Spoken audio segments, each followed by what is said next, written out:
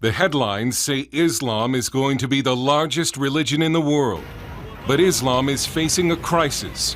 The terrible deeds of ISIS, done in the name of Allah and following the violent example of Muhammad, have horrified many Muslims who are now questioning their faith.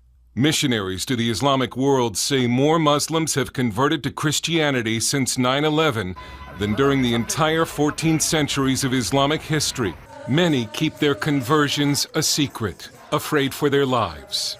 In London, this British college student from a Pakistani immigrant family left Islam after a lengthy study convinced him the Quran could not be true. We hid his face because Islam teaches that apostates must be killed. If someone leaves Islam or becomes apostate, he is thrown out of his family. His family will be the first one to abandon him. His friends will reject him. He will be killed or he will be persecuted. A lot of my friends, they said, okay, this is the last time we are talking to you because you disrespected Prophet Muhammad. You disrespected Islam. Imran has not yet become a Christian, but has studied the Bible and says Christianity is superior to Islam. Some ex-Muslims become atheists, but some discover a God who loves. Because of ISIS, many people become Christian. In Sweden, Pastor Fuad Rasho, himself an immigrant from Syria, has baptized more than 100 ex-Muslims. Every week, I meet almost one or more who come to me. They come to me and like to know about Christianity, about Bible, because they are very angry. They are Muslim, as they don't like to continue to be Muslim. When it comes to religion, Europe has been called the new dark continent, and some Muslims here feel trapped between atheism and radical Islam.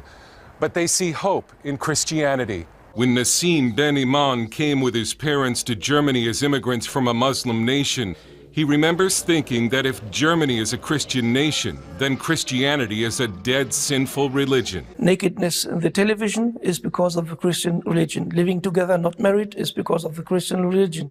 But then Nassim discovered real Christianity and is today an evangelist reaching Muslims and non-Muslims for Christ. When the people understand who Jesus is, they will more and more love Jesus and follow Jesus. And when the Muslims understand more and more what Muhammad is, what the Quran is, what the history is, then they will go farther away from Islam.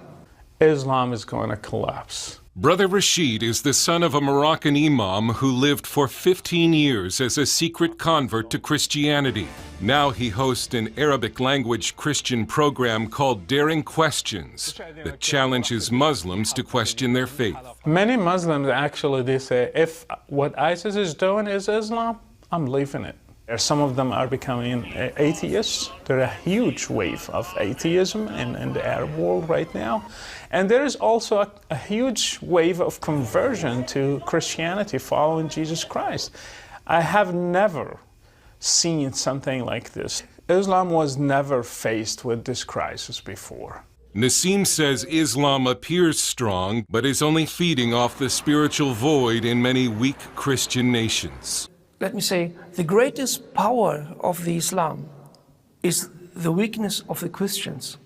That's what happens in Germany and I think in America and all the Western countries. Even while it seems that Islam is poised to overtake the West, Brother Rashid says Christians should not fear Islam, a faith that he is convinced is slowly dying. Islam is not God's instrument to judge the West. I think people are afraid because of what they see on the news, but even violence is just a sign of collapse.